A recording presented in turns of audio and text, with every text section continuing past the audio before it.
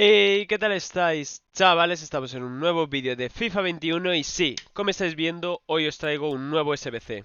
El SBC, el que es más caro de todos, vale 20.000 monedas, ponerle 21.000, pero necesita lealtad. Bueno, estaba haciendo el truco de la lealtad, que si no sabéis cómo hacerlo, lo tenéis abajo en la descripción. También tenéis el resto de vídeos de híbridos, de avanzado. Y vamos con el de maestro de los puzzles. Este es el más caro. Antes, recuerdo otros años que nos daba un sobre de 50.000. Esta vez nos da un sobre de 55.000. Yo prefiero el de 50.000 que el de 55.000, pero bueno. Vamos a ver qué nos da.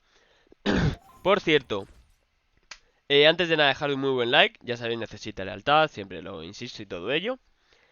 ¿Qué más os tenía que decir? No sé si habré subido ya un tráiler, supongo que no, pero bueno.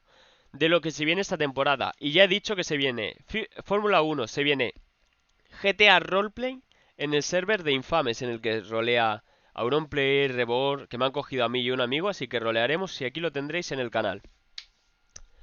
Y nada más, solo que dejéis vuestro like.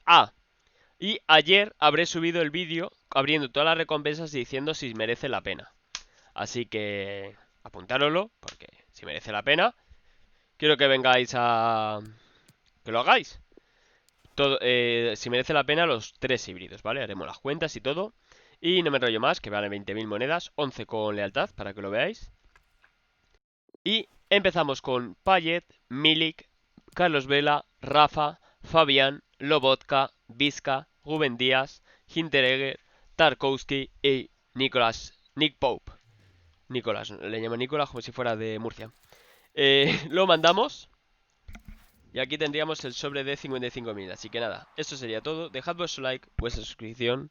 Y nos vemos en el siguiente vídeo. Adiós.